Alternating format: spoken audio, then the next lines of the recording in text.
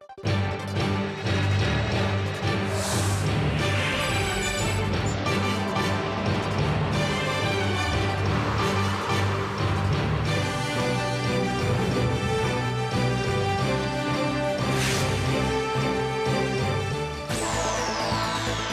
the headlines, President Park Geun-hye wraps up her 9-day trip from major multilateral summits. On the way back, she talks about lingering uncertainties over ties with China and Japan and calls for political backing for free trade pacts with China and New Zealand.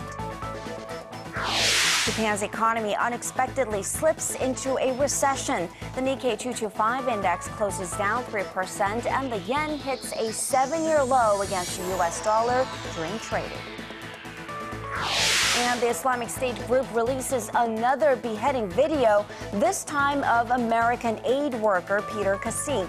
President Barack Obama confirms the footage as authentic, calling the act pure evil. Happy Monday, everyone. Welcome to the newscast, coming to you live from Seoul. I am Kang Tae-rae. President Park Geun-hye is now back on Korean soil after attending this year's APEC summit and a G20 meeting. During her 9-day trip to 3 different countries, the president finalized 2 free trade negotiations. ARIRANG's presidential office correspondent Choi Yoo-sun has more. Following a 2.5-year tug-of-war, President Park Geun-hye meeting her Chinese counterpart on the sidelines of the APEC Beijing summit announced the conclusion of Korea-China FTA negotiations. 글로벌 경기 회복이 지연되고 저성장 국면이 지속되고 있는 세계 경제에도 반가운 소식이 될 것이라고 생각합니다. By finalizing a free trade deal with its biggest trading partner, Korea hopes to reduce $5.4 billion in annual tariffs and to accelerate entry into China's consumer goods and domestic markets. Another long-awaited deal, Korea's FTA with New Zealand, was finalized and announced by the 2 countries' leaders on the sidelines of the G20 Brisbane summit. Korea has secured a greater voice in multilateral trade talks, having concluded FTAs with 10 out of the 12 countries participating in the U.S.-led free trade network, the Trans-Pacific Partnership, and 16 of 21 Asia-Pacific Economic Cooperation members. On the diplomatic front, President Park maintained a balance in relations with Korea's key partnering nations, talking about ways to boost cooperation on the North Korean nuclear issue with both of the G2 leaders. She also sought ways to thaw relations with Tokyo, agreeing with her Japanese counterpart to move forward on talks over resolving Japan's wartime sex slavery of Korean women and expressing hopes for a trilateral leaders summit with China and Japan. 영내의 평화와 번영에 기여하는 길은 바로 이와 같은 실질적 협력을 강화하는 것이라고 생각합니다. And lastly, at the G20 summit, the Korean leaders' growth strategy by way of social reforms, deregulation, and support for the creative industries received the highest grade among the G20 nations. Choi Yoo-sun, ARIRANG News. And on her flight back home, President Park talked about her comments at the G20 that largely seemed to criticize Japan's monetary policy that's resulted in the weak yen hurting South Korean exports. And she said she made such comments since she believed that things should not be left as is. And regarding her proposal for a 3-way summit with China and Japan, she said uncertainties do still linger and that the foreign ministers' prep meeting will need to be watched. And let's move on to the next story of the day. The proportion of Korea's exports to Japan has dropped to a record low this year. Most of the blame falls on the weak Japanese yen. Hwang Ji has the details. The tumbling Japanese yen is weighing on Korean exporters trying to sell their products to the country. Data from Statistics Korea shows exports to Japan in the January to September period this year stood at roughly $24.5 billion, accounting for 5.7% of all Korean exports. That ratio is the lowest recorded since the agency started to compile such data in 1966. During the same period, exports to China took up around 25%, while the United States made up 12%. And Korean exports to Japan has been on a downward spiral for the past 3 years. Watchers attribute the drop to Korea's move to diversify its export markets and to the falling yen, which was triggered by the Japanese government's aggressive stimulus measures. The yen has lost a third of its value against the greenback since the end of 2012. The weak yen trend strengthens the price competitiveness of Japanese exporters and normally raises Korea's imports from Japan, but that has not happened yet. Experts say that's because of Japanese exporters that are not actively cutting their prices on the back of the weak yen and Korea's sluggish domestic demand that is slowing Korea's overall imports. Hwang Ji-hye, ARIRANG News. Instead of expanding in the third quarter, as many had expected, Japan's economy went the other direction and is now technically in recession. The surprising figures are likely to force the Japanese Prime Minister Shinzo Abe to call for a snap election as early as next month and postpone a hike in sales tax in the country. Song Ji-sun tells us more. Japan slipped into an unexpected recession in the third quarter after logging negative growth for the second consecutive quarter. The world's third largest economy marked negative 1.6% growth for the July to September period, far below the market expectation of a 2.1% bump. In macroeconomics, 2 or more consecutive quarters of economic contraction typically signals recession. While exports and consumer spending returned to gains last quarter, they weren't strong enough to offset the impact of a slump in stocks of unsold goods, which means companies can't move forward with additional production. This follows an over 7% yearly drop in the second quarter, recorded right after Tokyo hiked its sales tax from 5% to 8% in April. That was the biggest fall since Japan's deadly earthquake and tsunami in March 2011. Monday's figures pushed the benchmark Nikkei down nearly 3% to just below 17,000, with the Japanese yen exchanging at a 7-year low at lower than 117 yen against the greenback during trading. Japanese Prime Minister Shinzo Abe is widely expected to call a snap election as early as mid-December, in hopes of delaying an increase in the sales tax to 10% next year. The hike was legislated by the previous administration to curb Japan's huge public debt. Japanese lawmakers say postponing the planned increase by a year and a half could add about 0.5% to growth. Song Ji-sun, ARIRANG News. The Shanghai-Hong Kong Stock Connect officially debuted this Monday in Hong Kong, and with some analysts predicting that it could become the world's third largest stock exchange.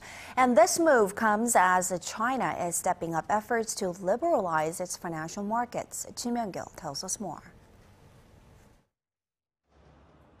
On the first day of trading at the newly launched Shanghai-Hong Kong Stock Connect, global investors poured money into Chinese stocks, filling the daily quota of $2.1 billion. It wasn't a full opening, but the new trading link gave international investors greater access to China's domestic stock market. They are now allowed to buy and sell over 550 of the largest A-grade shares listed in Shanghai directly via the Hong Kong Stock Exchange. The trading volume was higher for investors with Hong Kong accounts buying shares in mainland China, rather than the other way around. Previously, only institutional investors with a secured quota from the Chinese government could invest directly in the country's domestic markets, but the new scheme is making foreign investment in the mainland a lot easier, and overseas investors are already flocking in. Around 150,000 people opened investment accounts in just one day. We expect more security agencies to open accounts for their clients over the next few days. China's finance ministry announced that foreign investors will also enjoy personal income tax exemptions on profits from investments through the Connect program for the next 3 years. Ji Myung-gil, ARIRANG News. Korea is taking inspiration from other countries in a bid to turn itself into a gateway for global food exports in Northeast Asia. The $500 million project is expected to provide a new source of economic growth and job creation. Kim Min-ji tells us more. Korea has set its sights on the food industry as a new growth engine for the economy and is seeking to develop itself into a hub for the Northeast Asian food market. The Korea National Food Cluster, or Food Palace as it's called, is part of the Korean government's plan to build a food industrial complex that will facilitate business and research activities and become a convenient gateway for global exports. Located in Iksan, Jeollabuk-do province, the site is near major air and seaports and can be easily accessed by the capital via bullet train. And with its proximity to major markets like China and Japan, the government expects a $500 million project to have a substantial economic impact. The Korea National Food Cluster is expected to generate over $13 billion in sales, facilitate $3 billion in exports, and create 22,000 new jobs a year when it reaches full operation in 2020. The government has so far signed memorandums of understanding with over 100 local and foreign companies and plans to lure more businesses and investors with incentives such as tax exemptions and state subsidies. Experts, however, say more needs to be done to attract local conglomerates, as foreign companies would prefer to enter Korea through partnerships with domestic firms to hedge risks and costs. They add that participation of universities is also needed to foster talent, and that firms outside of food companies, like those that specialize in consulting or distribution, should be involved as well to create synergy. Kim Min-ji, ARIRANG News.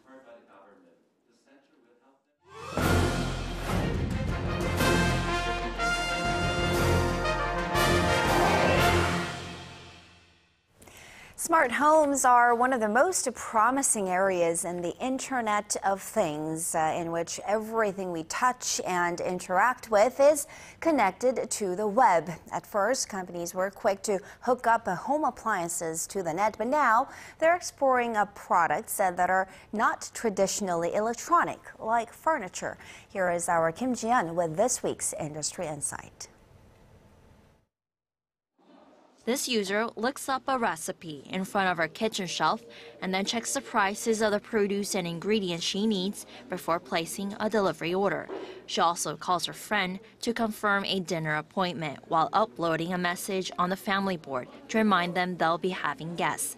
This kitchen shelf is an example of smart furniture, and it's not science fiction. It will be a reality in Korea early next year. Korea's largest telecommunications operator, SK Telecom, has partnered up with the country's #2 furniture maker, Hyundai to produce smart furniture.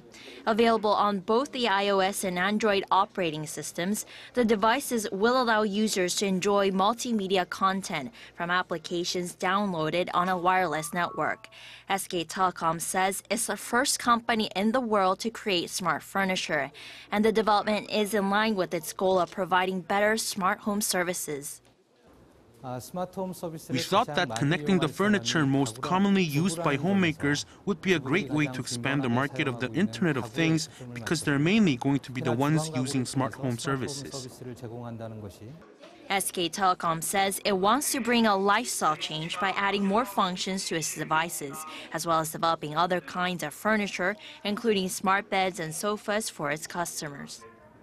This is one of my personal favorites, the dressing table. It's very convenient for workers like me who have to get up and rush to the office every morning.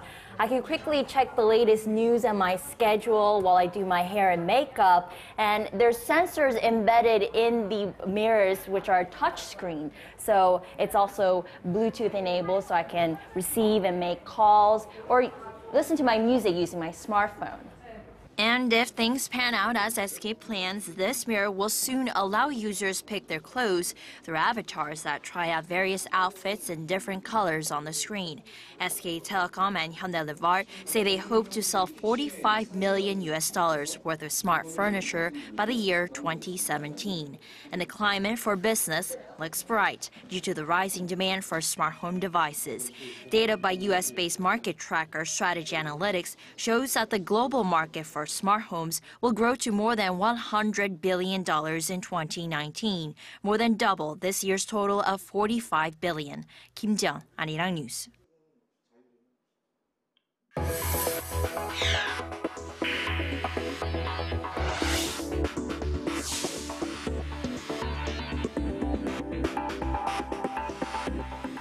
James Clapper, America's top intelligence official who recently visited North Korea, has talked about his trip to U.S. media outlets. He says Pyongyang was seeking a breakthrough with Washington. Kwon-soo tells us more. U.S. Director of National Intelligence James Clapper's trip to North Korea was a success in that he freed 2 American detainees there and crossed visiting the communist state off his professional bucket list. But the trip was apparently not as satisfying on North Korea's end. Clapper told CBS News in an interview over the weekend that North Korea seemed to be disappointed with the trip as there was no diplomatic breakthrough as a result. Clapper says the short letter he carried with him from President Barack Obama mostly stated that it would be received as a positive gesture to free American detainees Kenneth Bae and Matthew Miller. Clapper said the tone of the dinner he had with officials was pretty terse and that this atmosphere kept him apprehensive on whether he would be allowed to bring the captives back to the States. During talks on human rights, officials told him they don't want Washington kicking up a fuss about the issue. Clapper said officials in Pyongyang criticized the U.S. for attempting to intervene in their internal matters. He added that he got the impression the North felt it was under siege. The intelligence chief, however, also encountered a different tone on the sidelines when an official who appeared to be in his 40s expressed interest in Clapper visiting again in the future. Clapper said this seemed to embody the generational divide between the younger and older officials in the North Korean regime. Kwon-soo, ARIRANG News.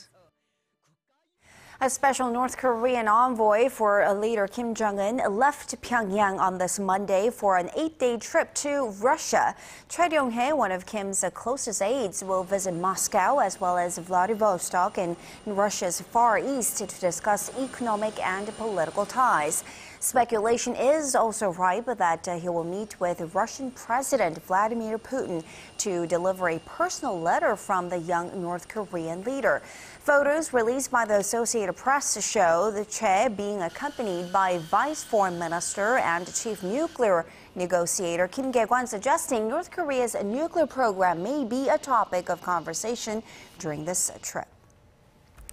Washington says the U.S. forces Japan will automatically be deployed to the Korean Peninsula in the event of a contingency without prior consultation with Tokyo. Citing a statement released by the U.S. State Department, Seoul-based Yonhap News Agency reported Monday that Washington is prepared to carry out all obligations under its bilateral security treaty and joint operational plans with South Korea. The statement contradicts the Japanese Prime Minister Shinzo Abe's remarks at a parliamentary session in July, where he said U.S. forces Japan must seek Tokyo's understanding before sending Marines to the Korean Peninsula.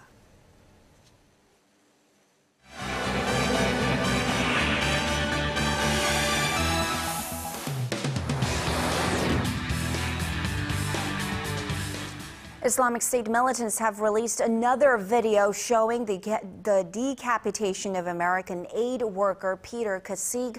To tell us more about this story and more, Paul E. is joining us from the News Center. Paul, the authenticity of this latest video was confirmed by Washington on Sunday, and it looks like the international community has been swift in condemning this brutal killing.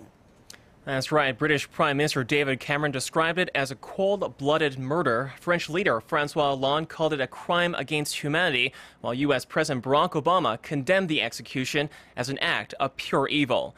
Kassig was a former U.S. soldier who returned to Syria to help refugees through his aid group, Sarah. He was then captured by militants last October.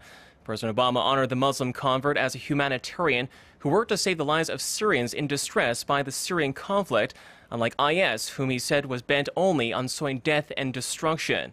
With his death, Kassig became the fifth known Western hostage killed by Islamic State militants in less than 3 months.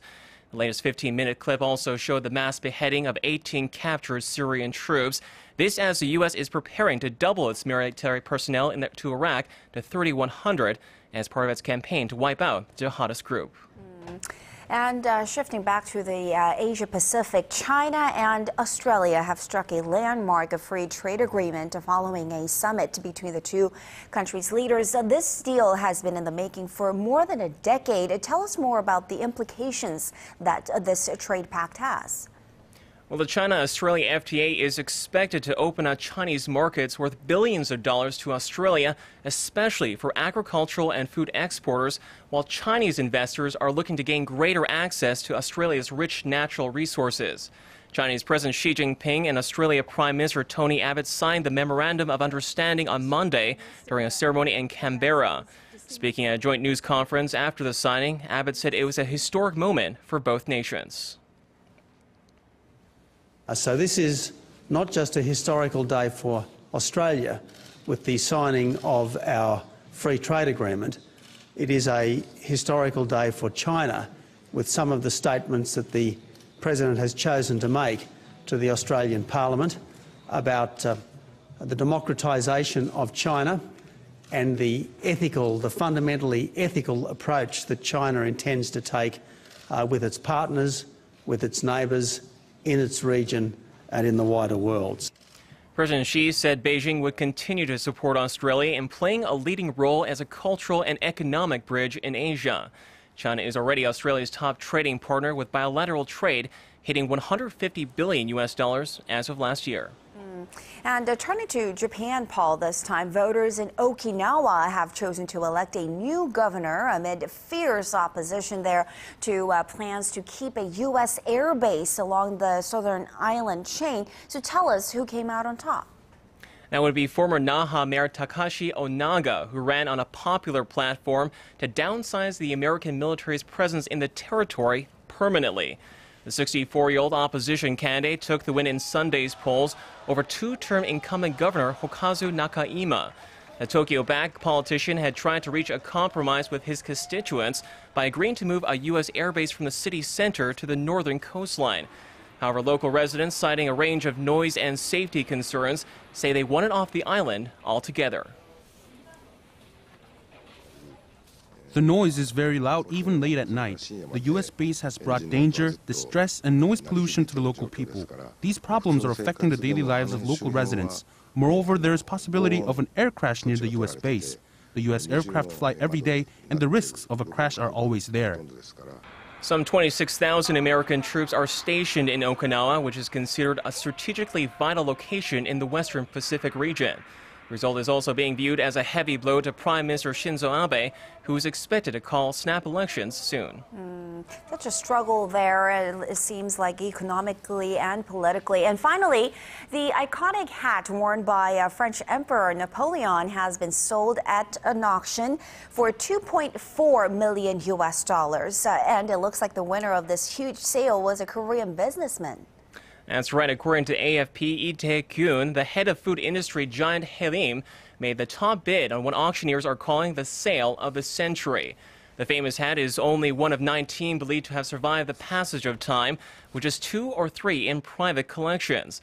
The auction near Paris had put hundreds of historic memorabilia up for sale, with a piece de resistance being one of Napoleon Bonaparte's hearts worn during the battle over 200 years ago.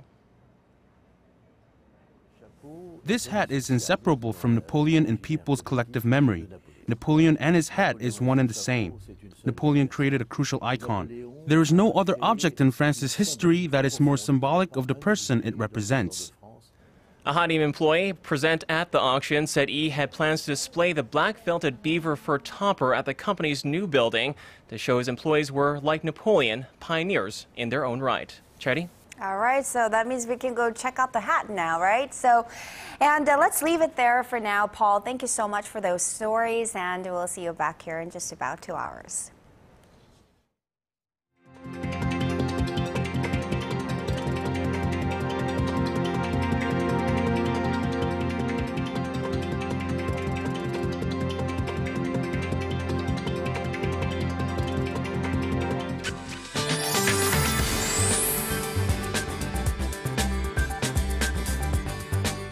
Happy Monday, everyone. I'm Kim Bo-kyung with the latest weather forecast. At the moment, light rain is falling over the Jeollado provinces, and this should continue through later tonight.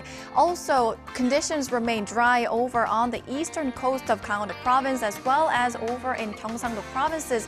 Humidity levels there are down in the low 30s, so make sure to stay hydrated. As for tomorrow, a bright and clear autumn day is in store, but be prepared for a big gap in temperatures between the day and night. Morning lows should dip below the seasonal average before climbing up to the low to mid-teens in the afternoon. Looking ahead, it looks like similar weather is in store with a chance of nationwide showers on Friday. On to Tuesday's readings. Seoul hits 11 that is. Daegu and Gwangju make it to 13. As for other regions, Jeju reaches 14, Dokdo makes it to 10, Mount Kumgang drops to 1. Those are the updates I have for you now. I'll be back with more after 10. Thank you so much, Bo-kyung, and that will do it for this edition of ARIRANG News. Thanks for watching.